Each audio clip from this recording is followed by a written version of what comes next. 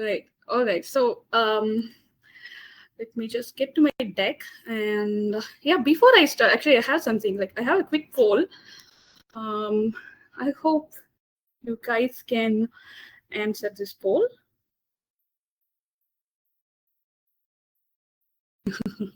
So it's just a fun question, like just to lighten up the mood. This is nothing like a lecture, guys. So it's going to be like a conversation during your tea break or coffee break, whatever it is. So why do you usually keep your camera off, like during work calls or any online meetings and all? So I also do, and I have my reasons. I'll share after you guys put your answers here. Right, we are getting answers. Yes, guys, please keep voting.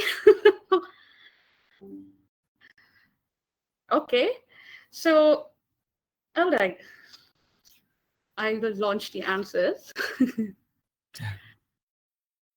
Okay, we are still getting answers, so just a few more seconds for more people to answer. Sure. Why do you usually keep your camera off during calls? If you don't see the options here, you can also put that in your special scenario in the chat, the Q&A box. Yeah. You can share that. Parijat, do you have anything to share here? For me, it's usually avoiding accidental background things. Right now, I have 4 towels behind me, and I'm just dreading for the moment where, like, see, if I just do this, you can glitch and you can see. Okay. Yeah, that would be my usual reason to keep my camera Okay. off. So let me publish the result. So we have got like 50-50 between multitasking, like your tasks, and a lot of others also do multitasking, and also to avoid accidental background chaos. Oh my God, I can relate very well, guys. Yeah. So that is why I have this background image. I'm so happy that no one has picked bad hair day or secretly in pajamas. That's already such a great start to today's topic. Yes. So at least to me, I will personally check that bad hair days. I have that experience. So I'm so thankful to this background image and blur effect. All right, guys. So thank you. Let's get into the conversation with the coach. Now, I have a set of questions to ask him about the common social pressures about having to look good, and even on a day-to-day meetings, how we keep our camera on, like even if it is about the background and the judgments about that, and our personal judgments about ourselves. We are going to ask a lot of questions to Parijat. So let me just get to the deck. So here's the first question. So do we, tell me, Parijat, do we just pick up these beauty standards from our family, friends, films, or culture? Like, is it subconsciously getting into our mind from these? And also, how does it impact our mind, like how we see ourselves? I see what you're getting at. Okay. To start with, just to answer the question, yes, definitely we do absorb these ideas of beauty from family, from media, so much from social media and culture, and more often than not, we don't realize it. Psychologically speaking, this process is called internalization. So as we grow up, we pick up on comments, we pick up on what is celebrated in movies, what trends we see in our social circles, what we see on Instagram, YouTube, or whatever we use. And over time, these ideas become a part of how we judge ourselves, how we see ourselves. And sometimes this makes us feel like we should in quotes, look a certain way, even if it's unrealistic or it doesn't match who we are, what our identity really is. And I've done some research on this, and the research, it actually shows that the more we internalize these ideals, even though that's not really who we are, the more we internalize them into our own nervous system, the more likely we are to feel dissatisfied with our own looks. So that's a very simple way of explaining why we pick up these things from all these different sources, and how it shapes the way we shape our identity around them, rather than having a set identity first and then just being that person. Right. So So yeah, we do pick up from We definitely like do. even in a lot of movies, I have seen some scenes where like comedy scenes where people body shame, like not very recently, but sometime in the like few years back, at least in the South Indian movies that I have watched, it was like that. Yeah, So yeah. someone, yeah, it used to be like that. So it's definitely there is an impact. So I can, yeah, Is definitely a fact. I have seen so many movies, so many reels where the subject itself is to body shame someone in that, and that's where right, we pick these things up from and we start judging for it. It's very right, natural, very human. yeah. So okay, so I think that Yeah. kind of everyone can relate to it. So I want you to tell a little in detail, like how do we self-judge our looks, like during a everyday basis? Okay. Okay. So let's just start with a small reflection. Mhm. And many people, we check our reflection and we notice small, again, in quotes, flaws, but they're not really flaws. It's again in relation to something we have seen somewhere that, in our opinion, looks better and is the ideal way of looking. So we create these perceptions called flaws in our head. And then we compare ourselves to these other people throughout the day. And it becomes a habit. It Hmm. has a name. It's actually called appearance checking, that entire process. So it takes as little as like quick glances at a mirror, at your phone camera, and they can trigger automatic self comments in Right. our head, in our thoughts, and they're not usually positive. So psychologically speaking, this ongoing, often self-critical, scrutinizing self-talk, it is normal. It's very normal, but when it becomes constant, it becomes stressful and it becomes harsh. So Hmm. the more awareness we're able to build on these thoughts, it can take the edge off. And practicing a lot of self kindness can really shift the Hmm. focus from the need to look like that ideal, but rather just feel like that ideal. That should really be what the focus is for. All right. So uh, there is more a tendency to think about the flaws in ourselves, Correct. right? So that and the Yeah, repeated thinking, the thought loop. So exactly. yeah. So There is. right. I don't know why we are so wired to think about the negative side. Yeah. So yeah, right. So yeah, so that makes sense. Uh, so we constantly use a lot of social media these days, and Okay. we almost like start the day Yeah. and end the day with devices and everything online. We Correct. see a lot of Social media. images that to Instagram, YouTube, whatever. So there's no, without any help, we compare ourselves like subconsciously again. So it's quite common, right? So how do you think this will affect our confidence? And yeah, only when we know something we can deal with it, right? So yeah, so Correct. please And proceed. it definitely does affect our confidence. So social media, they show highlight reels. You must have seen that they show like short clips that you can keep scrolling on rather than like a very elaborate in-depth video or something. So now most of what we see on these highlight reels and the moments we see there, they're all edited, they're filtered, and they're very posed. So when we compare ourselves to these unreal images, they're actually realistically not real. It's literally Right. fake most of the time. And when we compare ourselves to these unreal images, we can see that it lowers our self-esteem, especially for teens and young adults, because they have so Right. much easy access to technology and social media platforms. And the more we scroll, it makes us feel like we are not good enough. Hmm. And we start creating a tendency in our head that there's already an ideal, there is a benchmark. There isn't. The truth is that there isn't really one, but we feel like there is, and we don't live up to that. So, and this happens even when we know that these photos aren't real life.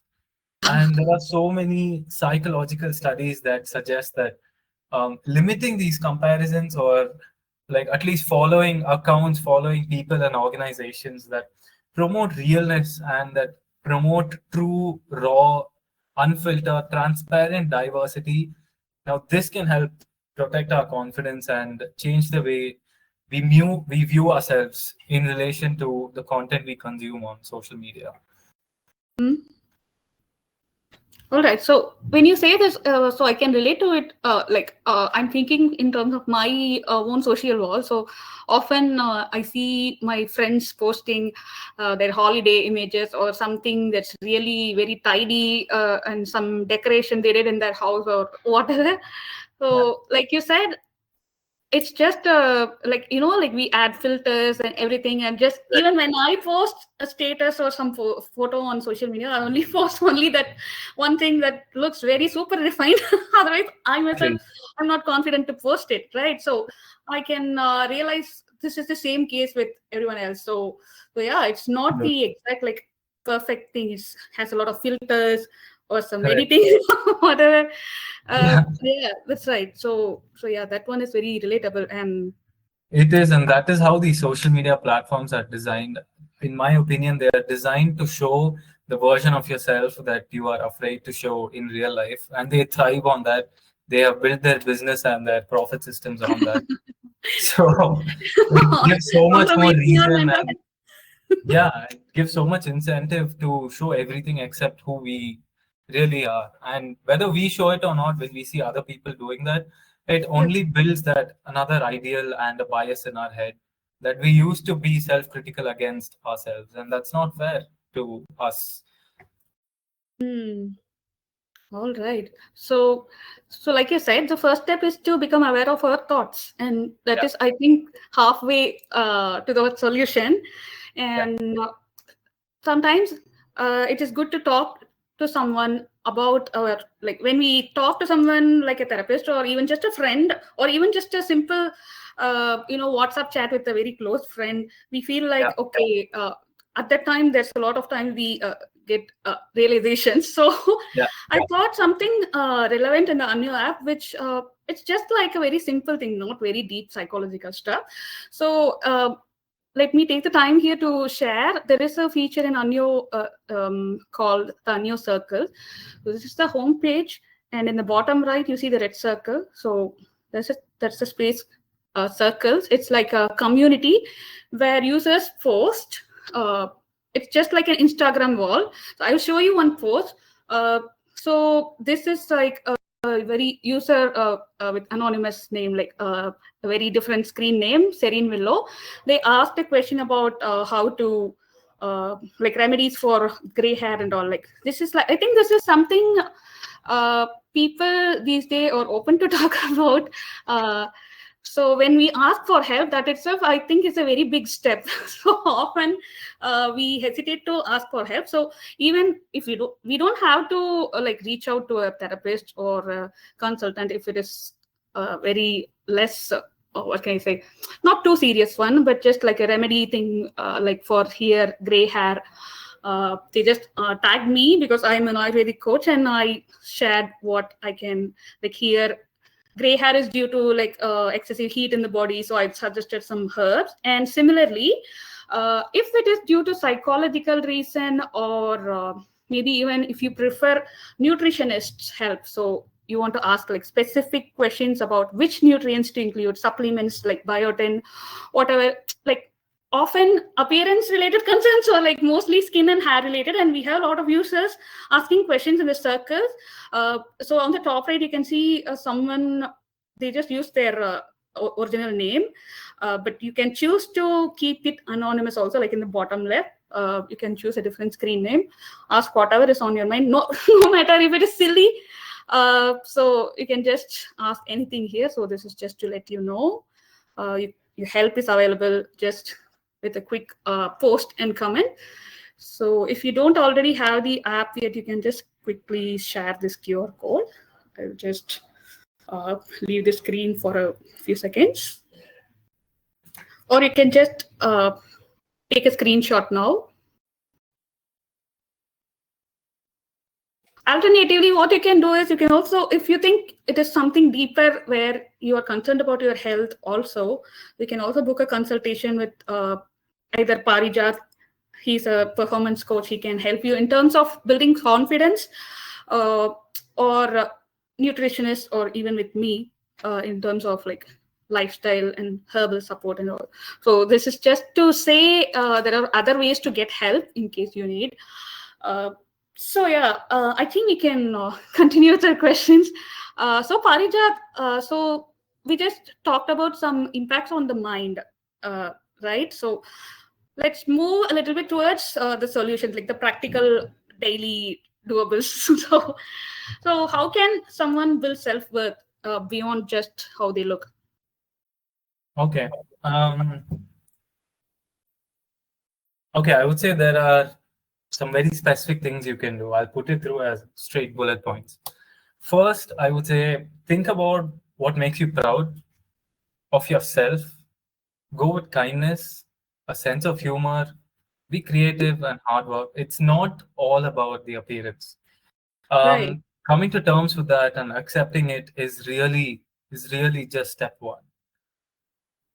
And then you go forward. Try listing qualities or things about yourself that have nothing to do with looks. Like maybe you're a helpful person to your friends. Maybe you like solving problems. You like learning something new. There is so much right, to your individual identity that has nothing to do with looks.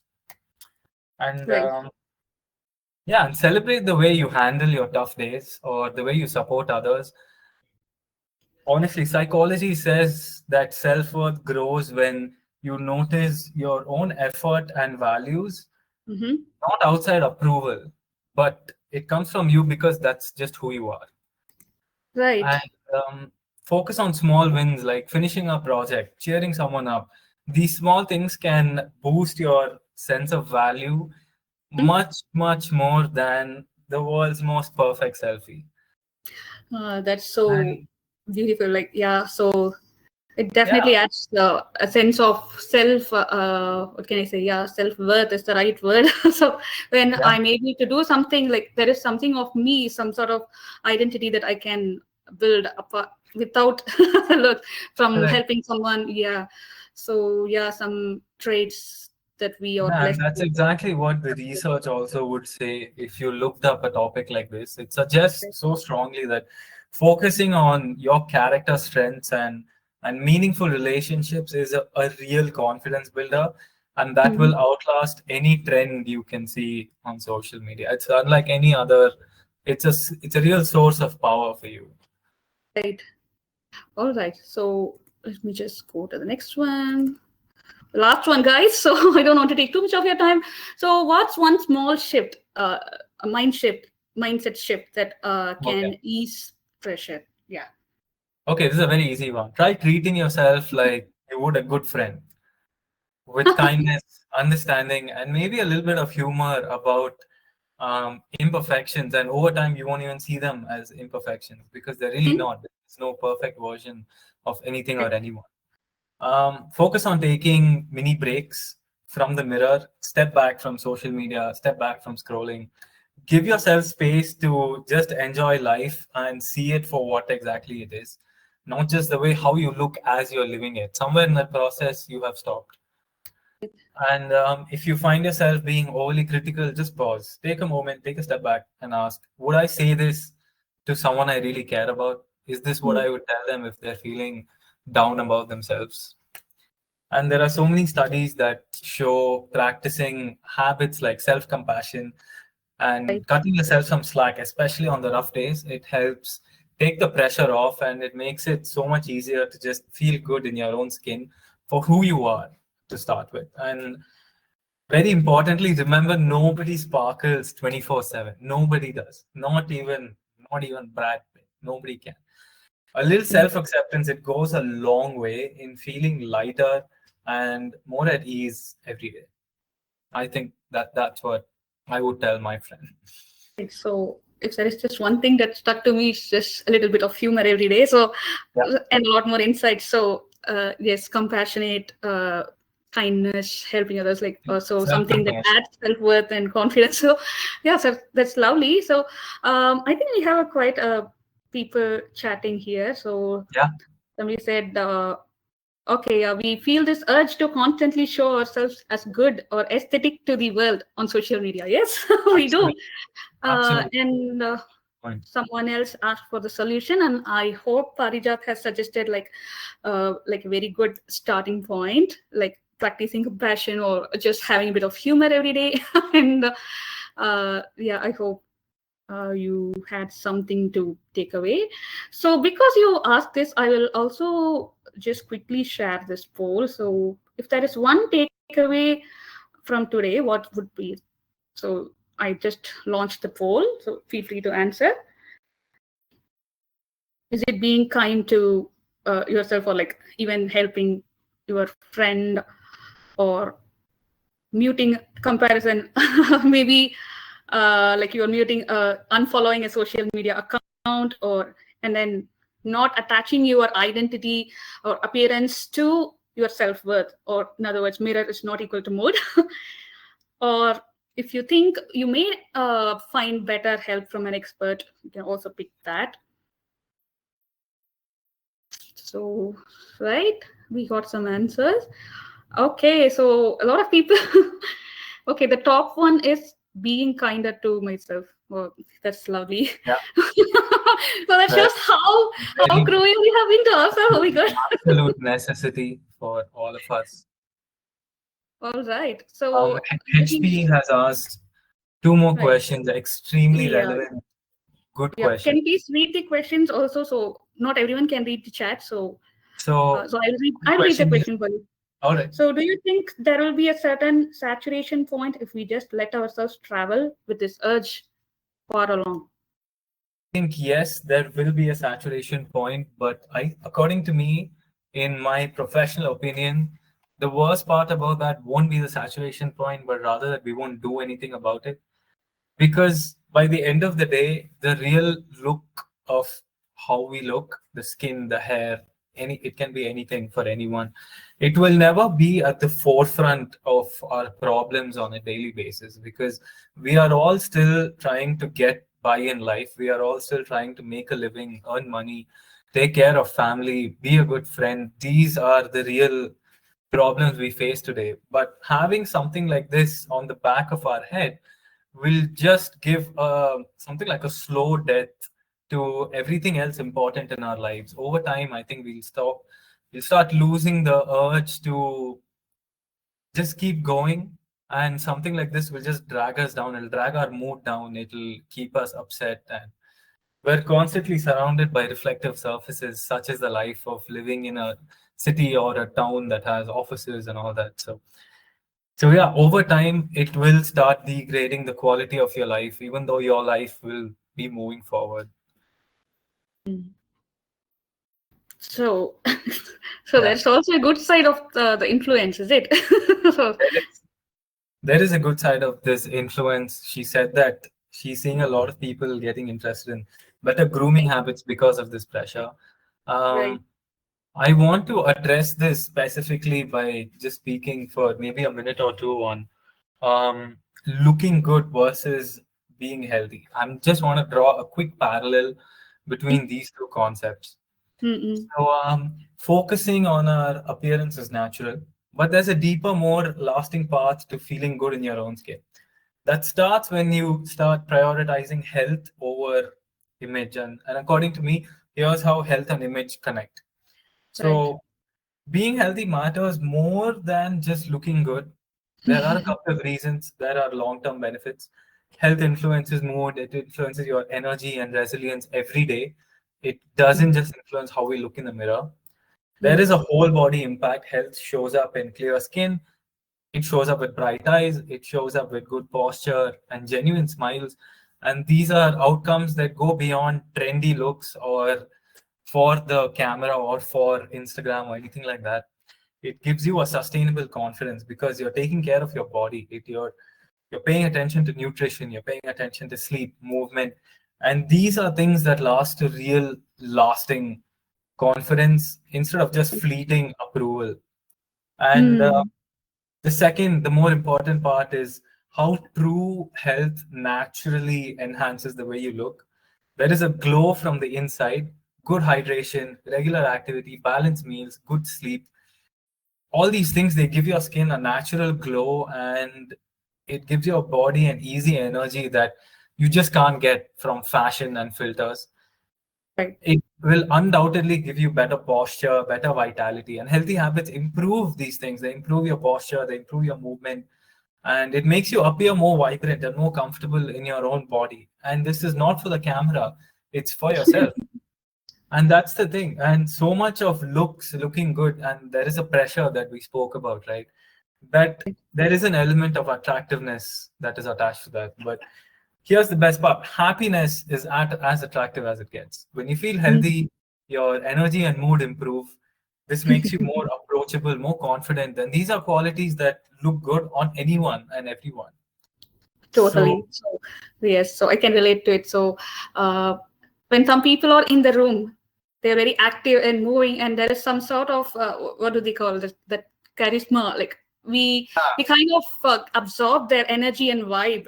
It's not about exactly, the external appearance, something about the energy of the person. So yes, that is it's everything. definitely Absolutely. relatable to me.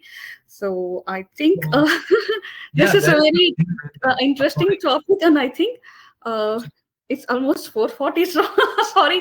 Yeah, So let's wrap I up. Let's think wrap up. I just want uh, to say in short that real hmm, health, it helps you look your best, but more importantly, it helps you feel your best on good days and on bad days. So right, prioritizing your well-being is a gift to yourself that goes far beyond appearances. I will end it with that. totally. So that's a very sustainable, long-term health centered approach, which is definitely, like it is a deeper insight. Definitely, that's a very deep takeaway for today. So thank you so much, Parijat, for that. No worries, no worries. Is there any I other hope it has question that helped. you And can check? a big can of worms has been opened for myself, and I need to start working on this too now. All right. So, as always, so it was a good chat with you, Parijat. So, thank you so much for joining, and thank you everyone for joining your